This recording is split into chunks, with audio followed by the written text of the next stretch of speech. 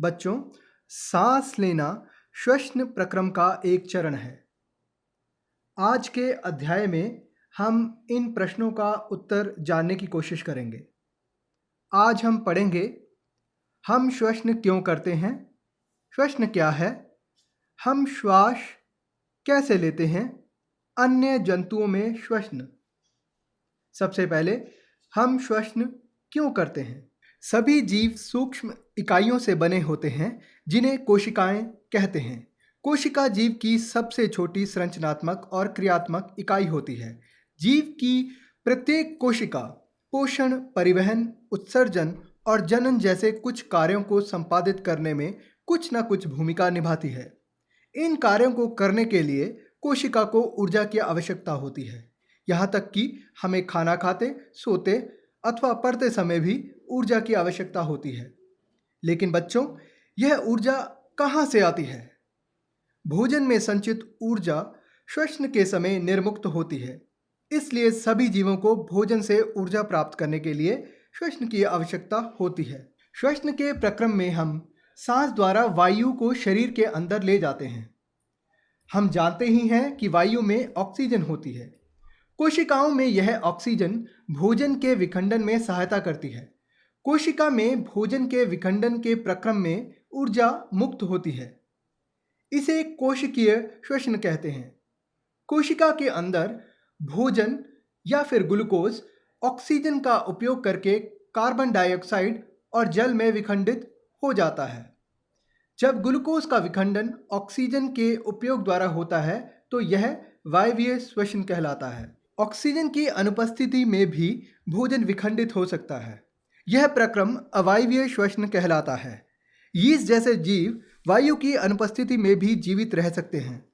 ऐसे जीव अवायवीय श्वसन करते हैं। इनमें ग्लूकोज अल्कोहल और कार्बन डाइऑक्साइड में विखंडित हो जाता है, जैसा कि समीकरण में दिखाया ही गया है।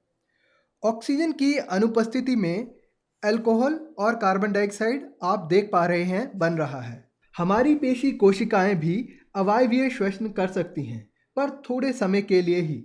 यह प्रक्रम तब होता है जब अस्थायी रूप से ऑक्सीजन कम हो। बहुत देर तक व्यायाम करने, तेजी से दौड़ने, कई घंटे तक टहलने और साइकिल चलाने या फिर किसी भारी वजन को उठाने जैसे अनेक कार्यों के लिए अधिक ऊर्जा की आवश्यकता होती है। लेकिन ऊर्जा उत्पन्न करने के लिए हमारे शरीर को ऑक्सीजन की आपूर्ति सीमित होती है। ऐसी स्थितियों में पेशी कोशिकाएं अवायवीय श्वसन द्वारा ऊर्जा की अतिरिक्त मांग को पूरा करती है। अतिरिक्त व्यायाम करने पर आपकी पेशियों में ऐंठन क्यों होती है? ऐंठन तब होती है जब पेशियां अवायवीय रूप से श्वसन करती हैं। इस प्रक्रम में ग्लूकोज के आंशिक विखंडन से लैक्टिक अम्ल और कार्बन डाइऑक्साइड बनते हैं। लैक्टिक अम्ल का संचयन पेशियों में ऐंठन उत्पन्न करता है।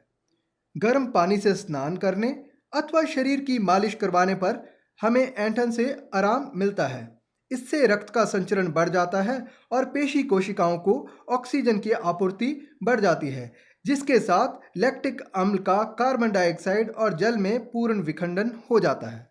अब हम जानकारी प्राप्त करेंगे श्वसन के बारे में। आइए एक क्रियाकलाप करते हैं।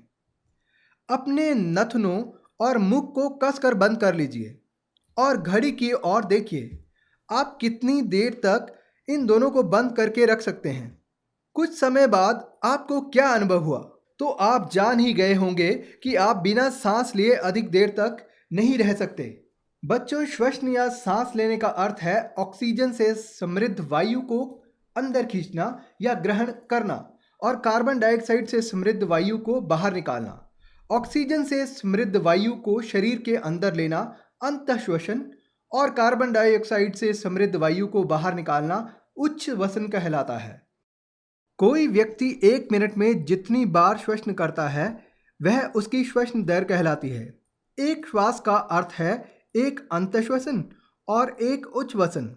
आप भी अपने श्वसन की दर की गणना कर सकते हैं। आप इसके लिए विश्राम अवस्था में आ जाइए, यानी कि आराम से बैठ जाइए और गिनती कीजिए कि कितनी बार सांस अंदर ली और बाहर छोड़ी। इसके बाद आप थोड़ी सी दौड़ लगा लीजिए और तुरंत बाद में विश्राम अवस्था में आकर गणना कीजिए। आप अपने मित्रों से भी तुलना कर सकते हैं। कोई वयस्क व्यक्ति विश्राम अवस्था में 1 मिनट में औसतन 15 से 18 बार सांस अंदर लेता और बाहर करता है। व्यायाम या कसरत करने पर यह दर 25 बार प्रति मिनट हो सकती है। जब आप व्यायाम करते हैं तो अधिक ऊर्जा की आवश्यकता होती है।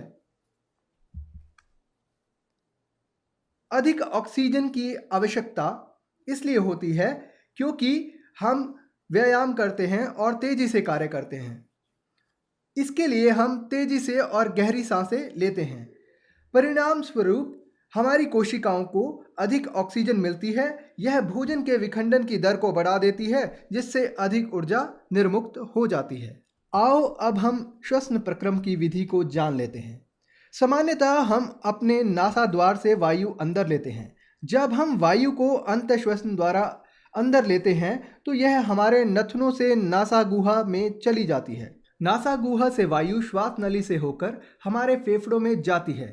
फेफड़े वक्ष गुहा में स्थित होते हैं। वक्ष गुहा पार्श्व में पसलियों से घिरी रहती है। एक बड़ी पेशीय परत जो डायफ्राम कहलाती है वक्ष गुहा को आधार प्रदान करती है। श्वसन में डायफ्राम और पसलियों के बने पिंजर की गति सम्मिलित होती है। अंतःश्वसन के समय पसलियां ऊपर और बाहर की ओर गति करती हैं और डायफ्राम नीचे की ओर गति करता है। यह गति हमारी वक्ष गुहा के आयतन को बढ़ा देती है और वायु फेफड़ों में आ जाती है। फेफड़े वायु से भर जाते हैं। उच्च वसन के समय पसलियां नीचे की ओर और अंदर की ओर आ जाती हैं, जबकि डायफ्राम ऊपर की ओर अपनी पूर्व स्थिति में आ जाता है।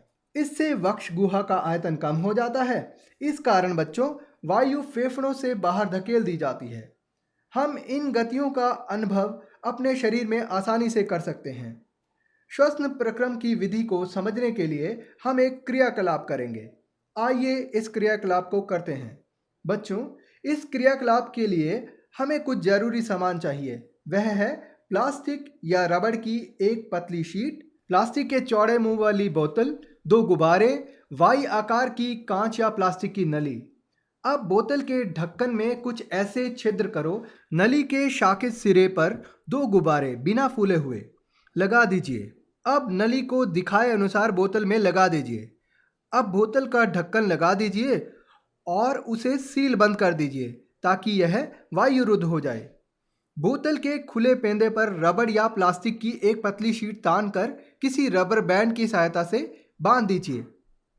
फेफड़ों में होने वाले प्रसार को समझने के लिए रबड़ की परत को पकड़कर आधार से नीचे की ओर खींचिए और गुब्बारों को देखिए। इसके बाद रबड़ की परत को ऊपर की ओर धकेलिए और गुब्बारों को देखिए। क्या आपको गुब्बारों में कोई परिवर्तन दिखाई दे रहा है? हम देखते हैं कि जब हम रबड़ की परत को नीचे की ओर खींचते हैं तो गुब्बारे फूल जाते हैं और फिर जब हम रबड़ की परत को ऊपर की ओर धकेलते हैं तो गुब्बारों में से हवा निकल जाती है। इसका अर्थ जब रबड़ की तह को नीचे की ओर खींचा जाता है तो प्लास्टिक की बोतल का आयतन बढ़ जाता है और दाब वायुमंडलीय दाब से कम हो जाता है, यानी कि बोतल के भीतर का दाब बाहर के दाब से कम हो जाता है। इसके साथ यह होगा कि वायुमंडलीय हवा वायुनली से होकर गुब्बारों को फुला देगी। जब रबड़ की परत को ऊपर की ओर धकेला जाता है तो प्लास्टिक की बोतल का आयतन कम हो जाता है और अंदर दाब बढ़ जाता है, इसलिए हवा बाहर चली जाती है और गुब्बारों में से हवा निकल जाती है। इस प्रक्रम में गुब्बारे हमारे फेफड़ों और रबड़ की शीट डायफ्राम को प्रदर्शित करती है। इसी प्रकार का कुछ प्रक्रम हमारे श्वसन तंत्र में भी होता है और यह सिद्ध करता है कि वायु का अंदर आना और बाहर जाना ही डायफ्राम के सिकुड़ने और फैलने में जिम्मेदार होता है।